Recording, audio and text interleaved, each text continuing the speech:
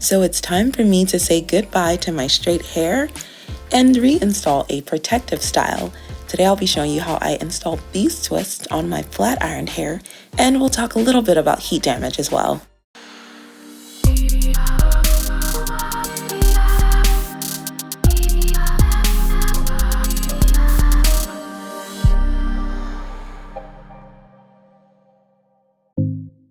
I'll be using a 1-part water and aloe mix, castor oil, flaxseed gel, and a comb. Here you see me adding my aloe vera to a spray bottle containing water to make my 1-part water and aloe mix. And you also see some flaxseed gel there, which I'll use throughout the twisting process. I actually didn't use much castor oil because my hair already had a lot of oil in it. So this is me just taking down my hair from those 2 bantu knots that I typically sleep in when I wear my hair straight. And again, that's what gives me this nice wavy pattern that I love when I do have a straighter style.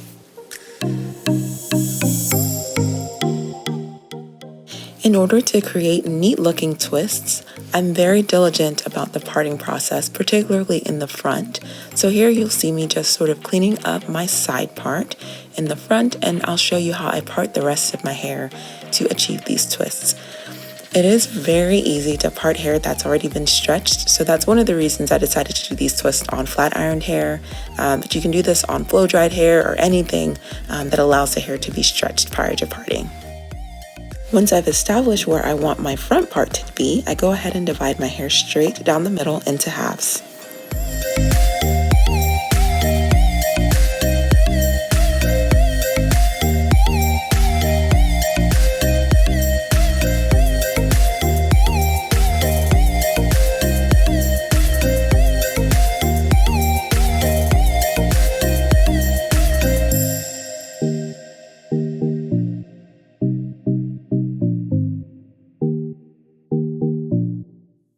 Then I part my hair into rows, and this is very similar to the way I do box braids.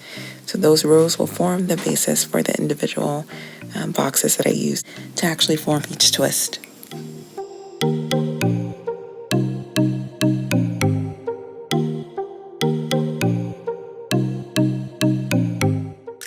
One of the important things to realize when doing twist on flat ironed hair is that the hair is not going to have that fluffy textured appearance, and in order to sort of try to achieve that, initially you can spray the hair with water or some other moisturizer to give it a little bit more texture. So that's what I'm doing here. I'm spraying my hair with the water and aloe mix. Unfortunately, in this case, my hair actually had a lot of oil already in it because to maintain my hair in the straightened style, I actually apply coconut oil every night. So the moisture had a really difficult time sort of getting into my hair and allowing it to be fluffier. But over time, I expect that it's going to get fluffier. Another thing I noticed as I was actually twisting the hair is there were some areas that just looked a little bit more straight than usual. Even when I was applying the water, I think I still expected a little bit more texture, and I didn't really see that initially. So then I started to suspect some potential heat damage.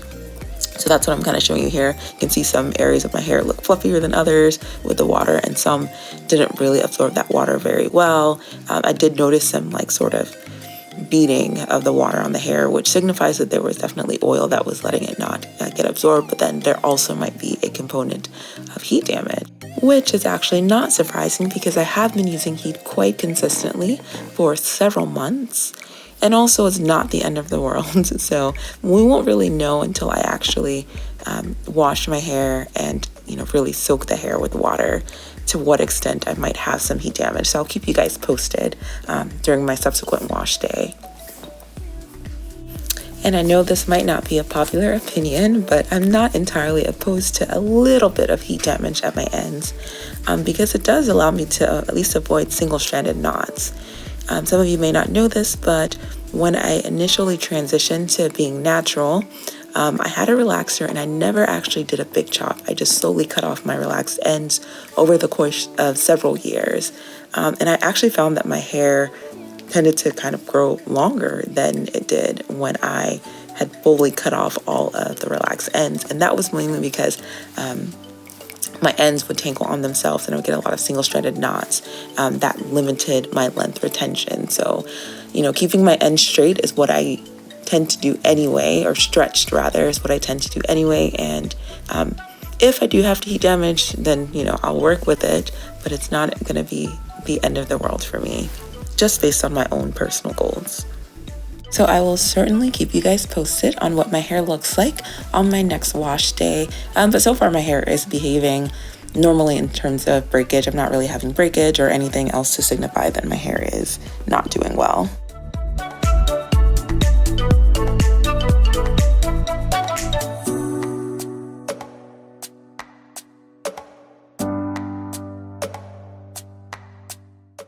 So the rest of what I'm doing is pretty self-explanatory. So as I've shown, I first spray the hair with my water and aloe mix.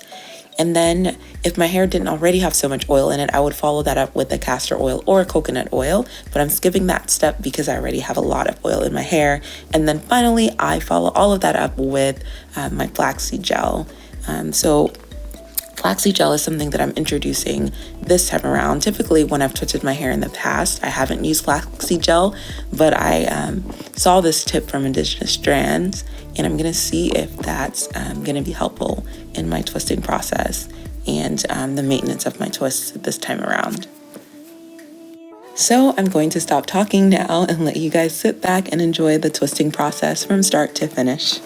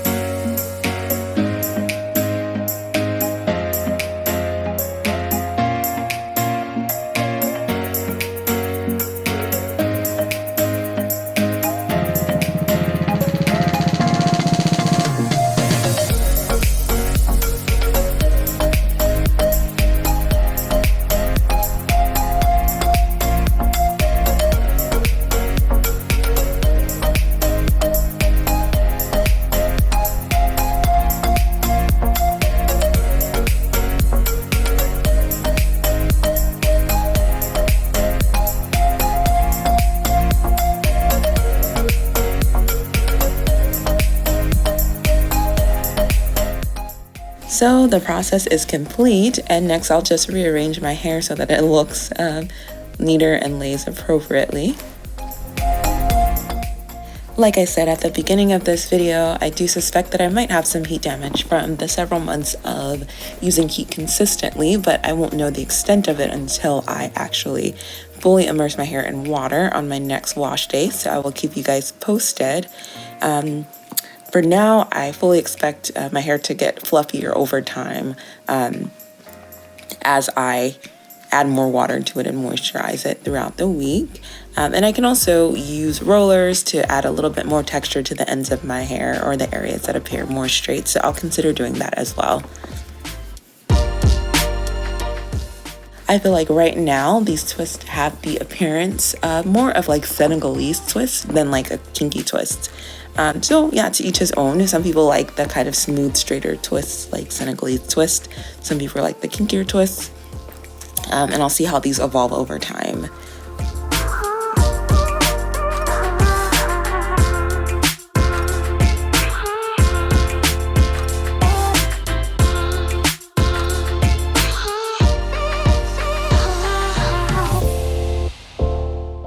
Whenever I do twists, one of the areas that I struggle the most with is really the crown of my head. Sometimes it's really hard for me to part that area in a way that doesn't look sparse. So inevitably, I always go back in and make the twist at the crown of my head a little bit smaller, like in this case, just to look fuller and less sparse. So I will probably go back and do that as well. But I am curious to know how you guys do your individual twists. What products do you use? What has worked well for you? Do you like using flaxseed gel or some other kind of gel when you twist your hair? And then how often do you retwist? So anyway, comment below. And as always, thank you guys so much for watching.